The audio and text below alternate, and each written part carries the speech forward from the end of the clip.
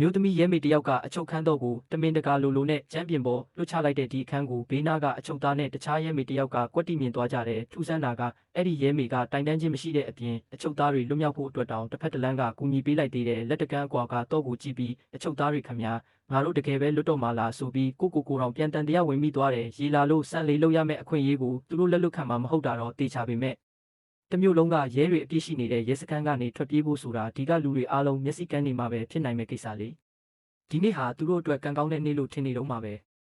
ရဲစခန်းခန်းမှအလဲကိုရောက်တော့ပြဿနာကတက်လာပြန်ရောသူတို့ကိုရဲရောက်ပေါင်းများစွာကဝိုင်းကြည့်နေကြတာမကြောက်ဘူးပြောရင်အဲ့ဒါအလိမ်ညာပဲဒါပေမဲ့မကြခင်မှာပဲရဲတွေအားလုံးကဘာမှမမြင်ချင်အောင်ဆောင်ပြီးသူတို့အလုပ်သူတို့မတိမတာဆက်လုပ်နေကြပြန်တယ်ဒီလိုနဲ့သူတို့နှစ်ယောက်လူမမြင်တဲ့မော်ဝင်လူသားတွေလိုရဲစခန်းထဲကနေလွတ်လူနီးပါးဖြစ်နေချိန်မှာပဲ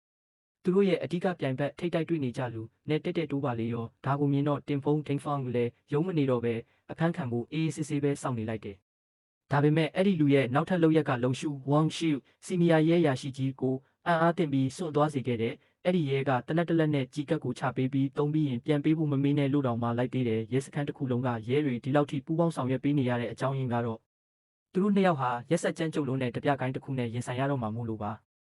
လွန်ခဲ့တဲ့တစ်နှစ်ကညတကောင်ရံမှာလူငယ်9ယောက်ဟာမီတာယာချီမြင့်တဲ့အဆောက်အုံပေါ်ကနေစစ်လိုင်းနဲ့ဆင်းလာပြီးအာရှမှာအကြီးဆုံးဗန်ကြီးတွေကိုဝင်ရောက်စီးနင်းကငွေကြေးတန်ပေါင်းများစွာကိုအလွယ်တကူပဲလူရက်သွားခဲ့ကြတယ်။သတင်းရလို့ရဲတွေရောက်လာတဲ့အခါမှာလည်းသူတို့ကထွက်မပြေးတဲ့အပြင်ရဲတွေကိုတနက်နဲ့ပြန်ပြီးထိတ်တိုက်ရင်ဆိုင်ခဲ့ကြတယ်။ဒါပြတွေရဲ့လက်နက်အင်အားကအစမတန်ကောင်းလွန်းတာကြောင့်ရဲတွေဘက်ကအကြအဆုံးများပြားခဲ့ရတယ်။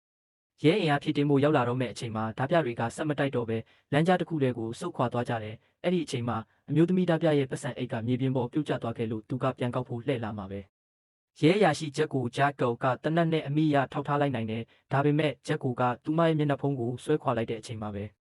ဘေးကရဲဖော်ရဲဖက်တယောက်တနက်မှန်ပြီးလဲကျသွားတာကြောင့်အခွင့်ကောင်းယူကအမျိုးသမီးဓာပြလည်းထွက်ပြေးလွတ်မြောက်သွားခဲ့တယ်။ဒီဖြစ်ရပြီးနောက်ဂျက်ကိုကဒီဓာပြတွေကိုဥပဒေရှိမှောက်ခေါ်လာပေးဖို့လုံရှုကိုအလေးနက်မှကြားခဲ့တယ်။ရက်အနှဲငယ်ကြာမှလုံရှုကိုယ်တိုင်ဦးဆောင်ပြီးရရှိထားတဲ့သတင်းအရဓာပြတွေပုံနေတဲ့နေရာကိုတွားရောက်စီးနှင်းခဲ့တယ်တေချာပေါက်အနိုင်ရမယ့်ပွဲလို့အားလုံးကထင်မှတ်ထားခဲ့ပေမဲ့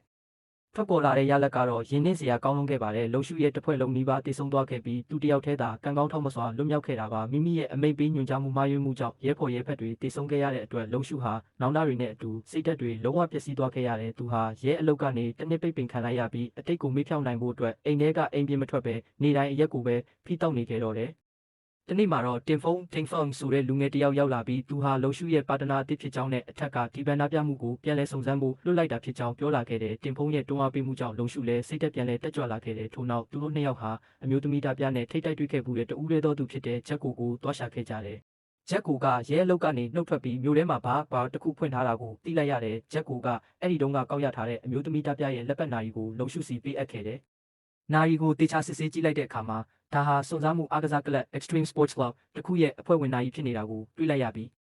းတိုက်ဆိုင်ပဲမနှက်ဖြန်မှာသူတို့မျိုးလေကောင်မှာပွဲလုပ်ဖို့ရှိနေတာပါသူတို့တွေပွဲကျင်းပရာနေရာကိုရောက်သွားတဲ့အခါမှာတော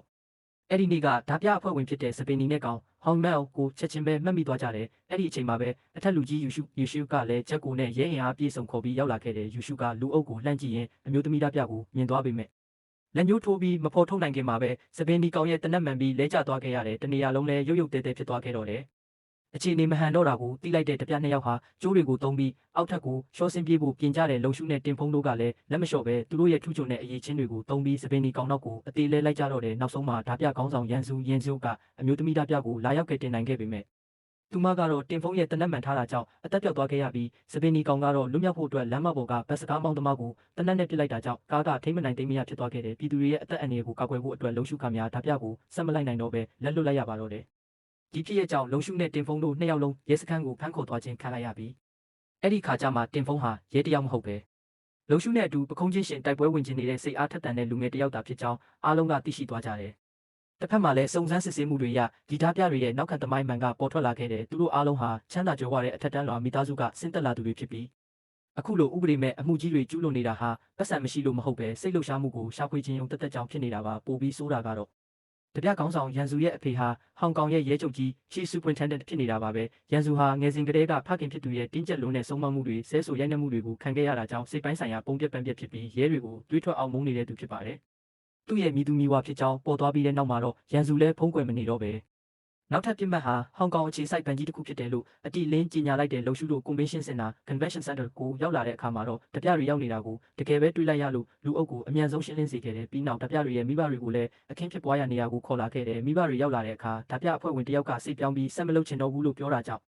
ခေါင်းဆောင်ရန်စုကသူ့ကိုနေရာတင်မဲ့အသေးပြစ်တက်လိုက်ပါတော့တယ်ဒီလိုနဲ့နှစ်ဖက်စလုံးအသေးလဲတိုက်ပွဲဖြစ်ပွားခဲ့ပြီးနောက်ဆုံးမှာရန်စုတယောက်တည်းပဲကြန့်ရှိပါတော့တယ်သူကအဆောက်အုံရဲ့အမိုးပေါ်ကိုထွက်ပြေးသွားခဲ့တယ်လုံရှုအမိုးပေါ်ကိုရောက်သွားတဲ့အခါမှာတော့ရန်စုကတင်ဖုံးကိုဓဆခံဖြစ်ဖမ်းဆီးထားပြီးသူနဲ့တနက်စိတ်ပိုင်းပြန်လဲတက်ဆင်တဲ့နှုံးကိုတစ်ခေါက်ပြန်မှုချင်းချောက်လာခဲ့တယ်ခိုင်မာတဲ့စိတ်သက်ခွန်အားကြောင့်လုံရှုဟာတီတီငင်ငင်နဲ့ပဲဒီပြိုင်ပွဲကိုအနိုင်ရရှိသွားခဲ့တယ်အဲ့ဒီချိန်မှာပဲအထူးကွန်မန်ဒိုရဲတွေကနေရာအနှံ့ဝိုင်းထားလိုက်ပြီးဖြစ်လို့မိမိမှာထွက်ပြေးစရာလမ်းမရှိတော့မှန်းသိသွားတဲ့ရန်စုဟာတနက်ထဲကကြီးကက်ကိုမတိမတာဖြုတ်ချလိုက်ပြီးလုံရှုကိုတနက်နဲ့ချိန်ကပြစ်မလို့လှုပ်လိုက်တယ်နောက်တစ်စက္ကန့်မှာပဲသူဟာရဲတွေရဲ့စနိုက်ပါသမားလက်ချက်နဲ့ပွဲချင်းပြီးတိတ်ဆုံးသွားခဲ့ရပါတော့တယ်တစ်ချိန်တည်းမှာပဲတင်ဖုံးဟာအမိုးပေါ်ကနေရှော့ကျသွားခဲ့ပေမဲ့လုံရှုကမိမိအသက်ကိုပဓာနာမထားပဲလှမ်းဖမ်းဆွဲကကဲတင်နိုင်ခဲ့လို့သူတို့နှစ်ယောက်လုံးအသက်ပေးကနေတီတီလေးလွတ်မြောက်ခဲ့ကြတယ်ဒီအမှုကြီးကိုအောင်မြင်နှိမ်နှင်းနိုင်ခဲ့တာကြောင့်လုံရှုလည်းယာဒူးတိုးလာစာတိုးပြီးသူချစ်ရတဲ့ချစ်သူကောင်မလေးနဲ့အတူပျော်ရွှင်စရာကောင်းတဲ့ဘဝကိုပိုင်ဆိုင်သွားခဲ့ရပါတော့တယ်